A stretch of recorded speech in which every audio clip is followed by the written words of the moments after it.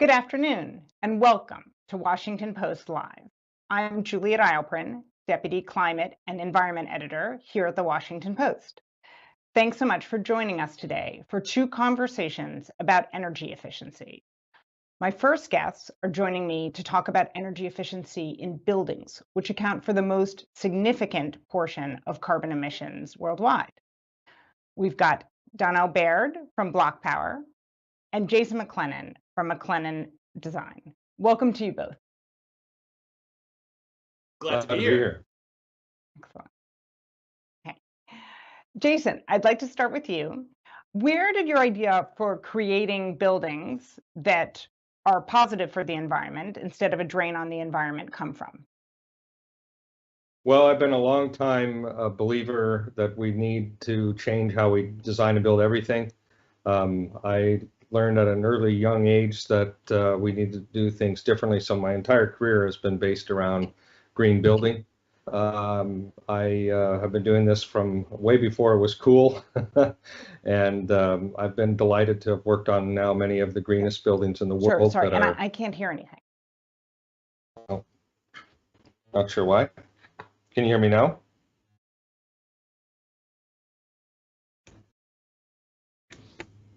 I'm not on mute. I'm so sorry. I've been having technical difficulties. Let's see if we can hear. Okay. Okay. Sorry. Can you go ahead? Now I can hear you crystal clear. I'm super sorry about that. All right. No, it's okay. So just again, as background, I'm an architect and been doing green buildings for my entire career. I actually knew I was going to be a green architect when I was a young kid, and I've been pursuing the most energy efficient and green solutions for a long time and way before it was cool. So this is something that we call the pursuit of living buildings, buildings that are not just less bad for the world, but actually good for the planet. Got it. And Donnel, you have a slightly different approach on this topic because you're coming from the vantage point of making some of the technologies that are inherent in building efficiency more attainable for all here in this country. What prompted you to kind of start Block Power and start targeting energy efficiency in some of the older buildings that we have here in New York City and elsewhere? Yeah, I'm so excited to be here. So I run a climate tech company, Block Power, and we focus on greening existing buildings, particularly buildings in financially underserved communities, like the ones where I grew up. I know these buildings, I know these communities. I did have a chance to travel the country as a senior staffer for both Obama campaigns, and I saw in my travels and work on both campaigns the patterns of um, energy insecurity, of energy poverty, of lack of investment and lack of technical assistance to properly maintain heating, cooling, hot water systems in buildings so that families could be healthy. These systems can be dangerous if you don't take care of them. They can blow up and kill everybody in the building. And so there definitely is an equity and environmental justice component to greening existing buildings. And so I was a liaison to the U.S. Department of Energy in 2009 and 2010. We invested, $6 or $7 billion in trying to green low income buildings like the ones that I grew up in. And a lot of it didn't work. And so since then, from that day to this, I've been focused on what I see as an amazing opportunity to reduce greenhouse gas emissions, improve the health of low income communities, save low income communities money on their energy bills, move America off of reliance on oligarchic, autocratic, fossil fuel countries by reducing our reliance on oil and gas for buildings. Great. And obviously, both of you are really trying to prompt broader transformations in our built environment. And so, Jason, it's one thing to obviously come up with ideas about how to make greener buildings. It's another thing to scale it up and really make sure that it's being broadly adapted. Can you talk about some of the challenges that you faced as you've tried to make this not a niche sector, but a broad sector here in this country? Yeah, no, it's a good point. When I started my career, green building was definitely kind of a niche thing. It was really for the true believers, if you will, tree huggers, if you will. And there wasn't a lot of projects when I started my career. It's really changed. I like to say that the wind used to be in my face and now it's at my back. And what we're finding is that huge sectors are now trying to change how they do everything. The tech sector in particular, the standards that they're building to are radically improved from just a few years ago. Higher ed is another whole category where buildings are getting better. But really across the board, we just finished in Seattle the world's greenest sports and entertainment venue, the Climate Pledge Arena for the Seattle Kraken. So even sort of massive projects that are part of a civic infrastructure are going green in a deeper way now. But it's still, huge, area to go into, and definitely housing and the residential stock and affordable projects are just tiptoeing into this area at this time. And do you think that, just to follow up on that, so do you think, you made a little reference to, say, for example, building codes. I mean, does it really take kind of some of those policy changes to make this happen? Is there enough momentum in the private sector in itself to do it? What's your sense of what's kind of essential to make broader change on that front? Well, we need to both pull from the top and push from the bottom. So we definitely need codes to keep getting more stringent, and of course we're seeing that in California, in Seattle, where I live. The building codes are leadership level for a municipal scale.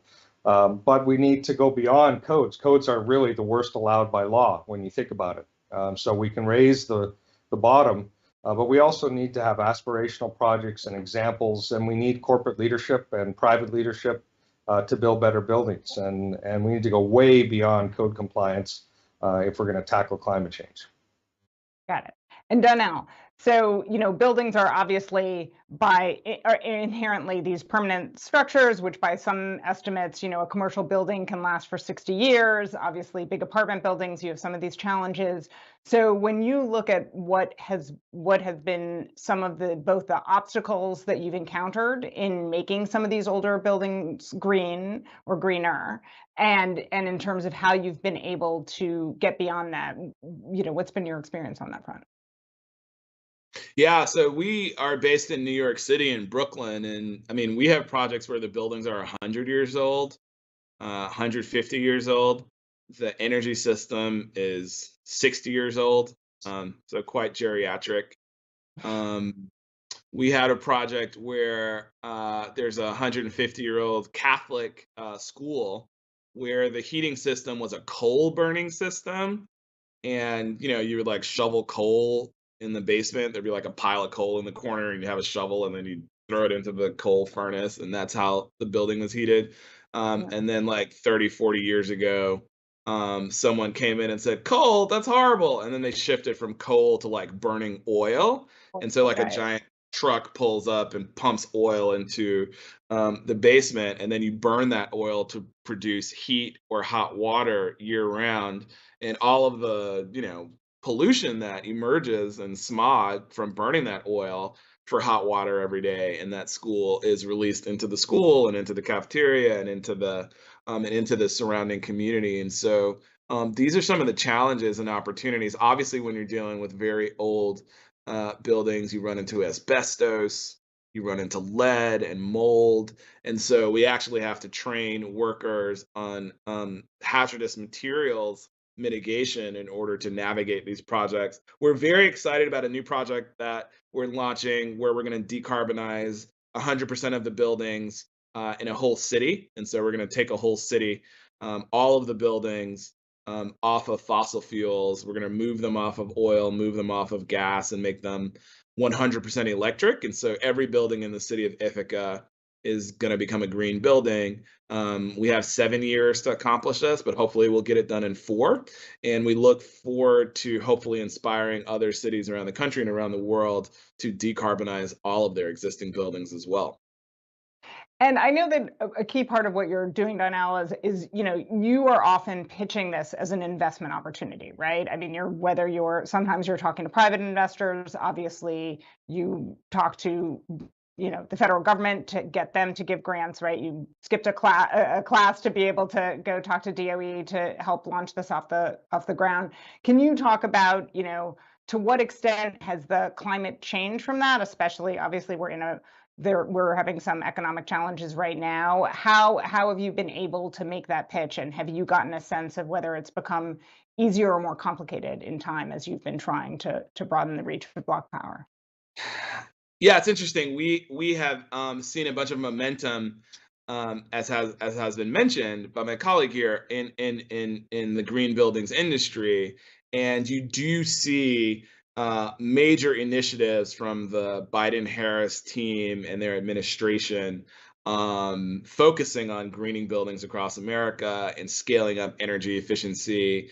The president recently, like yesterday, I believe, used the Defense Production Act. I think that's what it's called, which Yep. is something that allows the president to say, "Hey, like we've got a foreign policy crisis, and we need to order American manufacturers to produce particular pieces of hardware that we need." And so, what he ordered was that American manufacturers need to produce solar panels and heat pumps, which is an emerging technology that allows us to make buildings all electric and to reduce fossil fuel emissions from buildings by as high as 70%. And so the president ordered American manufacturers to start producing these technologies. It is interesting. There is conversations. We had a chance talking to Senator Schumer's team and talking to Senator Manchin's team and Senator Manchin himself. How can we produce American green buildings products, solar panels and heat pumps, and then export those products to Europe so that we can assist Europe in moving their buildings off of gas from Russia? This is an interesting way to think about the foreign policy implications and opportunity of the green buildings industry, as well as all the local American jobs that can be created. I mean, what if we started manufacturing a bunch of solar panels and electric heat pumps in West Virginia? How does that change what we can accomplish as Americans together with regard to climate change? Got it. And Jason, how is the green building industry changing and building efficiencies changing in a way that you see as kind of the most exciting area? Or, what are the prospects that you see that are just underway now that are going to have long-term impact on, say, greenhouse gas emissions and some of the other environmental challenges that we have here? Well, I am most excited about the whole decarbonization push, so I'm glad to hear my colleagues' efforts in that area. And it's the same with us. We're trying to get people off of their addiction to fossil fuels any way we can and as fast as we can. We shouldn't be cooking with gas. We shouldn't be, using natural gas or coal-fired energy for anything anymore. We have all the technologies we need now to live in a world that is powered with renewable energy. And is fully electric. And so that is the trend that we're seeing. We have a ways to go, but we're going to win this one. Beyond energy, it's important to remember when you're talking about green building that it's not just energy that we care about. We care about people's health and their well-being. So we look at indoor air quality. We look at the toxicity of materials. We look at how materials are made that we build our homes or retrofit existing buildings with so that we don't have a toxic legacy. We look at issues of water efficiency and water conservation measures and many other things. Green building is a very holistic way of looking at how you design or operate anything to ensure that it's better for people and it's better for the planet. And so we're seeing a lot of movement in all those areas finally. Got Yeah, it. I just So now, I just oh, go I ahead. just want to add quickly to Jason's point because I think it's so important that green buildings are healthy buildings. Fossil fuel buildings are unhealthy buildings. There's a recent study from Stanford, Jason, I don't know if you saw it, that came out a month or two ago that measured the amount of toxic chemicals that gas burning ovens release into our homes. And it turns out, according to the Stanford study, that even when you're not cooking with your gas burning oven, it's still releasing nitrogen dioxide, it's still releasing carbon monoxide, and worse, it's still releasing methane into your home. Now, that's your oven. What about your hot water heating? What about your heating system in your home? So, I mean, if you think about it, if you're gonna like dig up dead dinosaurs and burn it in your basement or in your kitchen, and then you're gonna breathe it in, it's not good for you and your family. And so we know that the rates of chronic childhood asthma correlate with cooking with gas stoves in kitchens. And we do expect that cooking with gas ovens is going to end up being like lead paint. Lead paint used to be this really cool innovation. We thought it was like a great idea to have lead paint, spread it all over America. And then it turns out that it causes neurological devastation in children. Similarly, the fossil fuels that we burn to cook with, to heat hot water, to heat and cool our homes have devastating health impacts. So I just want to double click on what Jason highlighted around green buildings being healthy buildings. And to go back to your earlier question, that is how we scale, right? There's a group of people that are going to want to save money and save the planet, and they're going to go green for that reason.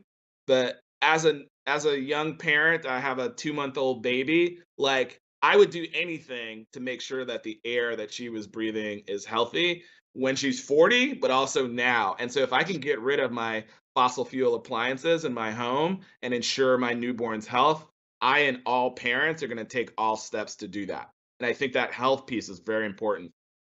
Thanks. No, and just picking up on that for my last, I think we'll probably have time for one last question, which Jason, I wanted to ask you about, which is obviously there's a considerable expense that's involved in making buildings more energy efficient and have your home be more energy efficient. And can you talk about what are some of the avenues that are less expensive, where there are opportunities to go green that aren't a huge barrier for average Americans, for example, and that you've seen just broadly in building? Yeah, I think the cost thing is a bit of an old story. I mean, I think that it used to be very true that a lot of the things we talk about were more expensive than conventional ways of doing things, but that's been changing over the years. And I do tell people that regardless of your budget, regardless of how much money you have to spend, there are things you can do to improve the efficiency of your home, the efficiency of a whether it's appliances or just your operations in general. There's always something you can do, and obviously it's easier in life if you have money to do all sorts of things. But people shouldn't be deterred from starting a green journey, if you will, based on economics. And the truth is that if you are looking at green building as we're talking about, you will save money as well. So this is a better economic proposition, definitely in the long term. But if you're, for example, needing to do a retrofit in your home now, and that's a moment when you are going to be spending some money, there are better choices to make that are within your budget across the board, from appliances, windows, lights, everything. And people shouldn't assume that they can't go green. They should not assume that anymore. And they just need to do some research and reach out to different groups that have lots of information. And there is a lot of information available on the web for sure. And a lot of nonprofits now share tons of resources on how to green your home and your office. Great. We are out of time. So I just want to thank both of you, Donnel and Jason, for taking the time to join me in this conversation. Thanks for having us. Pleasure. It's great. Yeah. You're very welcome. I will be back in just a minute with my next guest, Lauren Faber O'Connor, who's Chief Sustainability Officer for Los Angeles. Please stay with us.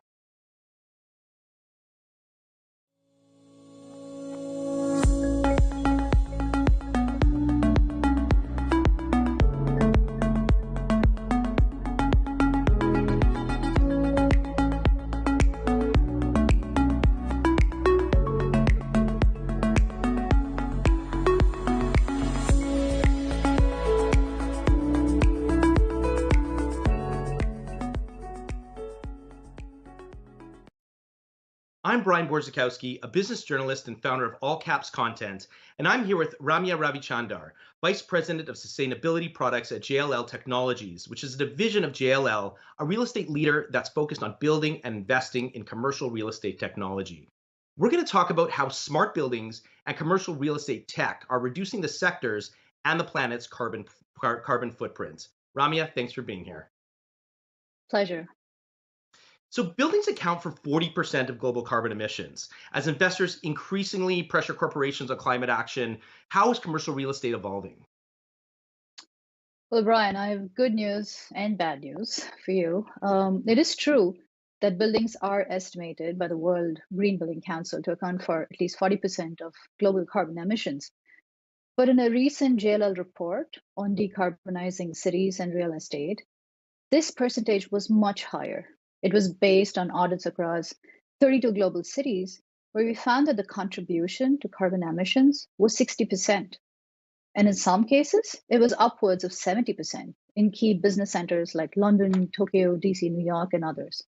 Well, that's the bad news. The good news is that the government policies are pushing property owners to meet new sustainability requirements. We're seeing this flurry of mandates to lower emissions in the near future. A good example is your New York Local Law 97 that will go into effect in the next 2 years. And it will apply a financial penalty to buildings that breach a set emissions limit. So now property owners are scrambling to offset energy consumption to avoid penalties. But it's not just investors who are feeling the impact of climate risk regulations, but it's also the other players, such as your corporate occupiers, your enterprise tenants, who are seeking greener and greener buildings. Because now there are new proposals, such as the one from the US Securities and Exchanges Commission, where they would be required to provide a detailed reporting on their climate-related risks, emissions, and net zero transition plans. So yes, buildings are absolutely one of the biggest contributors, and it impacts every decision from investment to finding out your right portfolio strategy. We're seeing now a lot of more buildings outfitted with smart technology, and I'm wondering how smart tech might help in that sustainability cause. Oh, the one word answer I have for you is data, right? As an industry, we've always had data, but it was in silos, incomplete, and frankly, a lot of it is just plain unusable. So with new smart tech that's coming into play, we can now solve that first mile problem, whether it's reading real-time energy data from your meters or tracking occupancy trends on different floors. When you start getting access to accurate, timely data, you have the right foundation to build out applications that solve specific sustainability-related problems. Do you want to baseline emissions? Check. You want to optimize energy distribution in your portfolio? Can do. I actually want to talk about a very specific example of how we're doing it at JLL. Very recently, we acquired a virtual engineering platform called Hang that uses machine learning to control a building's HVAC systems. And it does this by creating a digital twin of the building and generates a full system audit. What is disruptive and differentiated is it does this autonomously, and in the process delivers on energy savings, tenant comfort, and indoor air quality. So that's an example of how technology can be used to collect building data points, cleanse it, normalize it, and then run your machine learning algorithms to make the building more receptive to dynamic conditions. And the really good news is buildings don't have to be new to implement this technology. So where do we go from here? I mean, how do we see buildings evolve in their adoption of smart technology and in their addressing sustainability issues? Yeah, I think in the next few years, we should expect a more evolved interpretation of smart buildings. Today, they're powering point solutions. Take your tenant experience or specific energy efficiency use cases. But I see a growing realization to achieve your ESG goals or sustainability goals, smart buildings are the backbone. They're the fundamental infrastructure pieces that can help accelerate your targets. They're the path to moving away from a report-centric culture to an action-oriented, solution-driven culture. And the time we have to execute on these actions is rapidly shrinking, right? In the grand scheme of things, we had decades to address climate risk, and now it feels like we just have days. So we can no longer be the weakest link in the chain. I'm going to say it is time to code our way out of this. We just have another minute. I'm just wondering, is there any advice for people watching this for companies that may be wanting to adopt smart technology or think about sustainability, what advice would you have for them? Yeah, I think it's exciting that you get to work on something that's so mission driven. And so when you're exploring new technologies to bring into play, don't be risk averse. Uh, Sustainability is an urgent problem. It's an emerging area, which means you have to be bold and disruptive when you think of the solutions. Test them, pilot them, but don't shy away from trying something new. Great. Well, Ramya, thanks so much for joining us today. Now I'll hand it back over to the Washington Post. Such a pleasure.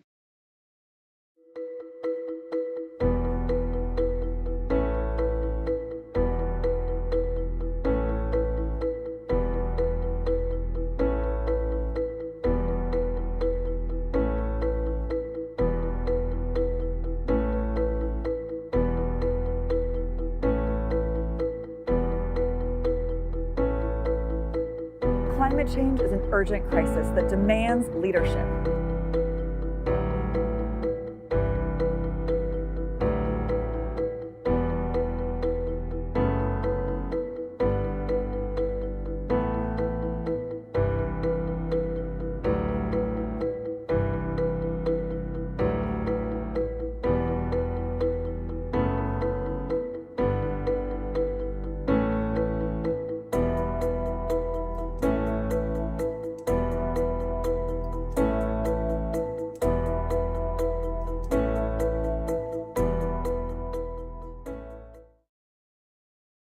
Welcome back. And for those of you just joining, I'm Juliet Eilprin, Deputy Climate and Environment Editor for the Washington Post. Joining me now is Lauren Faber O'Connor, who's the Chief Sustainability Officer for the City of Los Angeles. Lauren, welcome to Washington Post Live. Thanks, Juliet. Excellent to see you. Okay, as the intro video noted, Los Angeles has become known for its progress on sustainability. And one of the things I'm curious about, particularly as someone who covers polarized politics all the time, how much do you think the city's progress on decarbonization comes from a shared consensus among its residents and where things stand politically within Los Angeles right now? Yeah, thanks for the question. I think that in LA, it is an absolute that we must not only take on the climate emergency, but that LA has a responsibility to lead. You know, we hear that from the business community, we hear that from local frontline communities and our most disadvantaged neighborhoods who are bearing the brunt of extreme heat, of significant degraded air quality, and living alongside some of the fossil fuel industries that are legacy here in Los Angeles. And we're hearing it also from our own, from even within the city who want to lead, from our labor partners who see the long-term changes in the economy.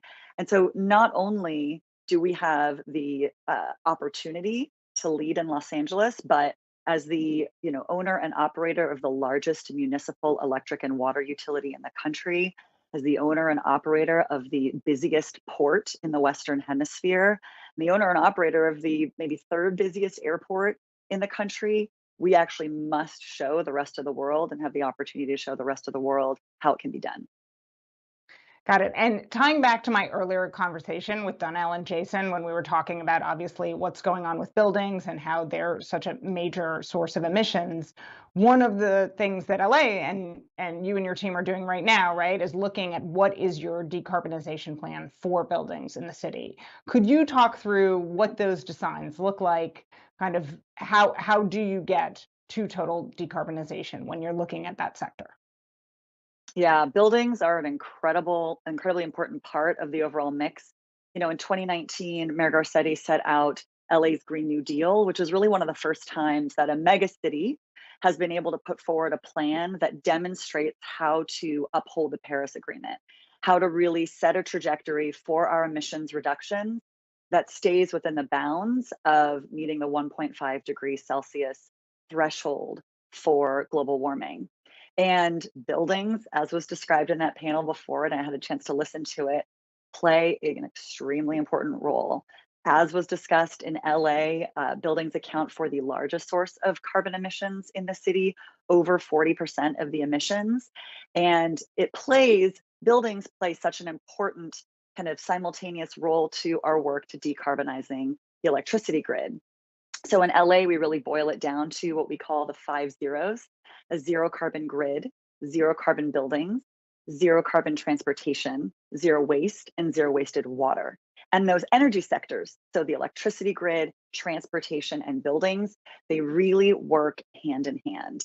As you heard by the panelists before, it's pretty simple. A fossil fuel powered building is a dirty building, and a decarbonized building is a clean building. And we have significant challenges with regard to air quality in Los Angeles, as well as being a leading city when it comes to greenhouse gas emissions. So when we look at what are our opportunities, for the design and the redesign of buildings in Los Angeles, you really have to meet energy efficiency with decarbonization and actually swapping out the use of fossil fuels, and in our case, that's natural gas. Right. And I do want to ask you a couple of questions related to that and fossil fuels. So let's start with what you're doing to clean up the grid, because as you said, the kind of power that's flowing into these buildings is inextricably tied to the emissions that are coming out of it. So what's happening on that front, and how are you being able to make progress? Yeah, it's exciting because what we found that the decarbonization of buildings really is kind of a necessity to a successful decarbonization of the grid, and vice versa. And I'll explain what that means. So a few years ago now, we set out to, and the mayor really directed the city to figure out how can our electric utility, the Los Angeles Department of Water and Power, figure out and chart its course to a 100% renewable energy grid. And we were able to team up with the National Renewable Energy Lab, which is one of the preeminent labs at the Department of Energy, the US Department of Energy. And we undertook a 3+ year study, the most comprehensive study that not only has NREL ever done or Los Angeles has ever done, but they think is the most comprehensive study of a grid as complicated as Los Angeles's grid ever done in our history. And so what they found, we didn't know what was going to happen at the end of this study. We didn't know what it was going to show us, but we knew we had to figure out and answer these questions. We gathered an advisory group of stakeholders across Los Angeles, from the labor sector, from environmental justice, from the tech sector, large customers of the department, ratepayer advocates, everyone coming together to really understand how we were designing the study, help us design it. And what we came out on the other end now a year ago is that LA can move to a completely decarbonized grid, and we can do it in a way that keeps the grid reliable and affordable. So we found that we can, decarbonizing the grid is affordable, achievable, and reliable. And so that led Mayor Garcetti to accelerate our zero carbon grid goal by 10 years to 2035. Which matched the ambition, and we're really the first to match the ambition of President Biden that he set out at the beginning of his term for a decarbonized grid by 2035. And what we found in that study is not just that we can do this, but that the more we focus on not just the pursuit of solar and wind and batteries, but the more we focus on decarbonizing other end uses, so our buildings and the transportation sector, and the more we focus on energy efficiency, the greater the societal benefit and a reduced cost. Because essentially you're spreading out the cost of that transition across, now we're plugging in our buildings into the sun and into the wind. We're plugging in our cars, and we're reducing costs of those buildings to operate by pursuing deep energy efficiency. So it makes sense for the utility to invest in all of those things at once. Got it. And understandably, you've invoked Mayor Garcetti's name a couple of times, given that his administration has been shepherding the strategy, but we are obviously in the midst of a mayoral contest, right, where you now have a runoff and a couple of candidates, which it should be noted have different views on, how to, or, have different levels of prioritization when it comes to climate change. Can you talk about what components of the Garcetti administration strategy would be essential to continue under his successor, whoever that might end up being, in order to keep LA on track to meeting these climate targets? Well, as we said, this is all interconnected. And so with climate change, you really can't solve the problem without tackling. I mean, you essentially have to walk and chew gum at the same time. And what I would say is that, as I mentioned, even with the LA 100 study, it included a stakeholder group of more than 24 people representing organizations and members across all of Los Angeles. And we've done this sort of inclusive approach to policymaking and program development across our energy efficiency work when we created the first ever comprehensive affordable and multifamily retrofit program, which is really our first to address decarbonization of equipment in buildings focused on affordable and multifamily income qualified units. We did this in concert with a number of organizations who represent the populations that we're trying to serve. And so I really believe that the work of LA's Green New Deal is embedded in our public.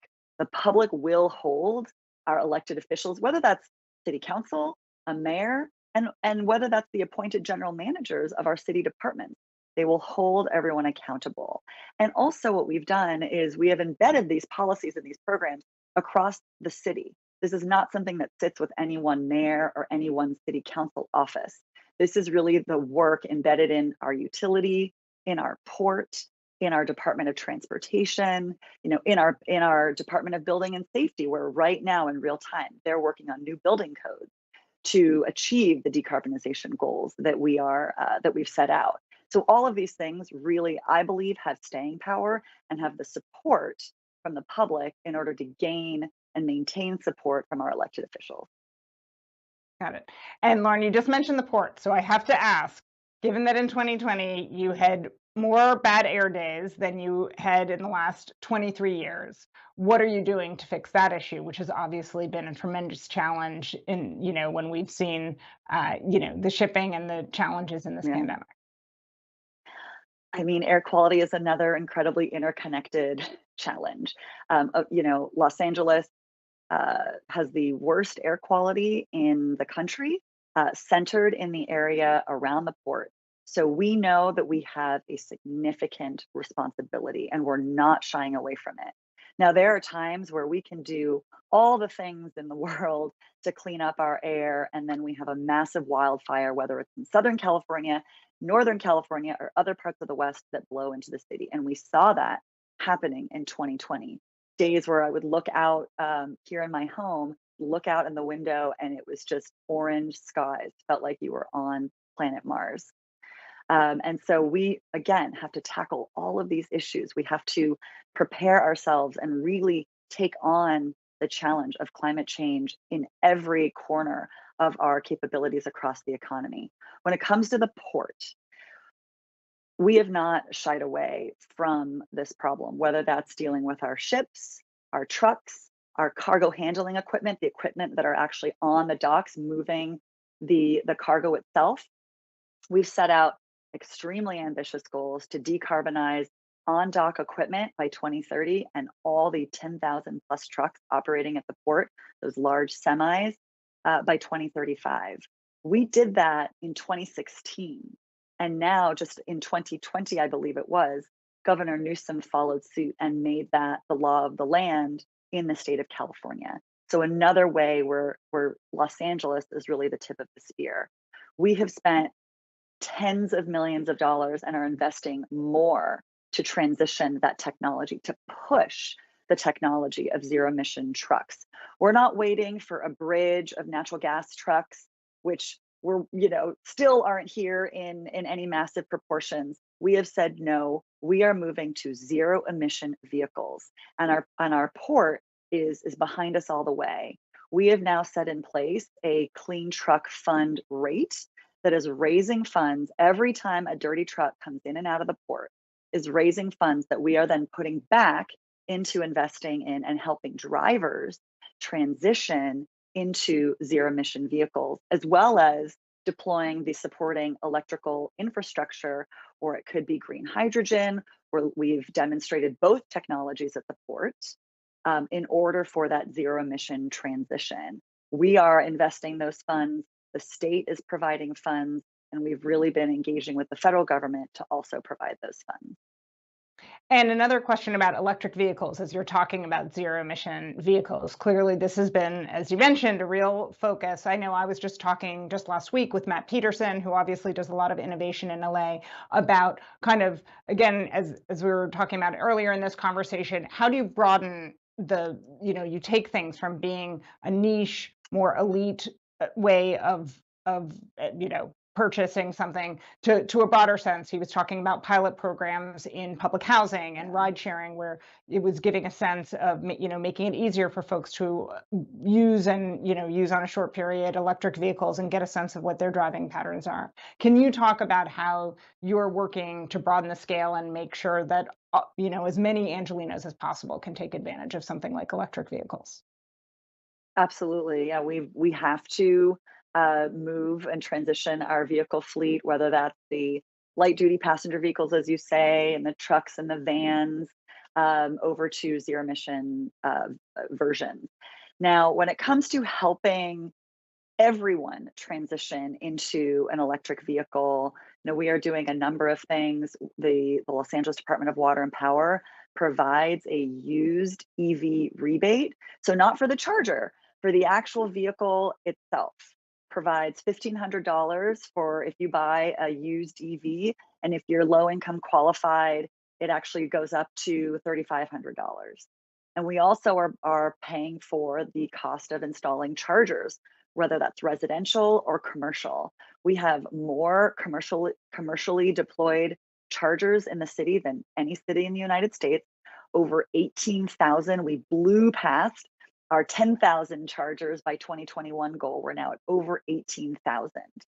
And we're doing that because we want to make sure that people, don't have any anxiety about where and how they're going to charge those vehicles, whether that's in employer lots, in multi-family units.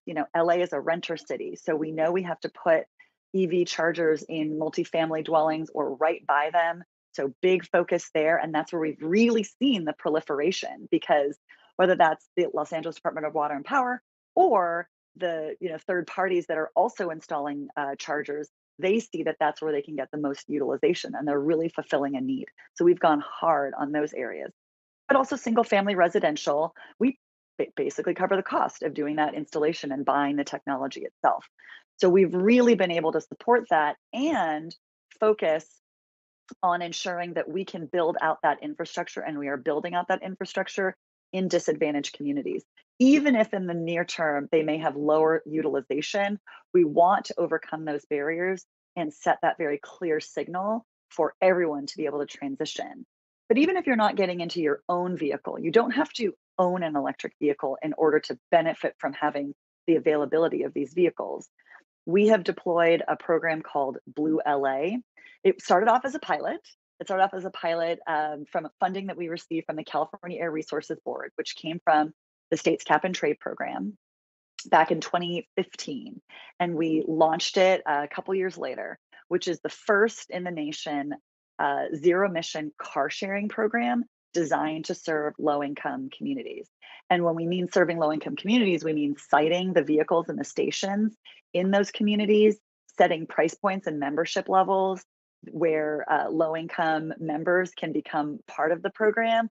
We've also employed and have volunteers coming from the neighborhoods themselves so that we can really go out into the neighborhoods and bring in that membership. We know that over half of the trips being made are used for essential trips, whether that's groceries to school, doctor's appointments, job interviews, and we know that over half the membership are low-income qualified. So now we've been able to expand it, meeting over 100 vehicles, doubling that in the next couple of years, expanding what parts of LA that we're serving. That's been a really successful model, and that's why you heard Matt, where we began to think about, okay, maybe we can go into low-income housing projects and really serve individual communities at a time for a lending library that our housing department put together in some of the housing.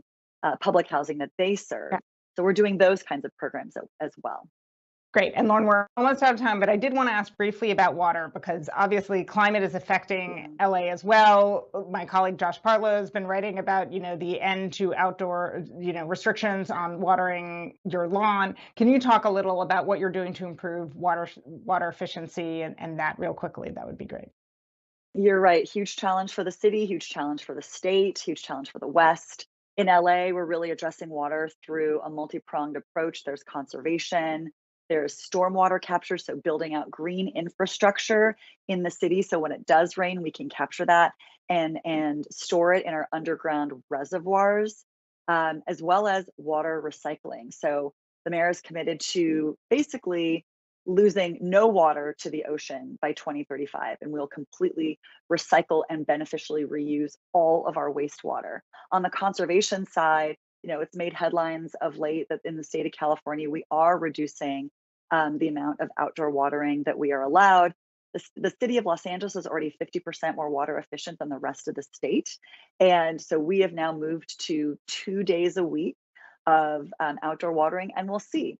We'll see if that is going to really meet the goals that we need to continue to conserve, or if we have to tighten even further. But we have a number of efforts to provide water efficient equipment and appliances to people's homes, as well as on the commercial side as well, spending significant amount of dollars in our own investment to help commercial buildings, industrial Lauren, buildings, and residents go efficient. I have to stop you there. Thank you so much for joining me for this conversation. And thanks to you, our audience, for joining us here today.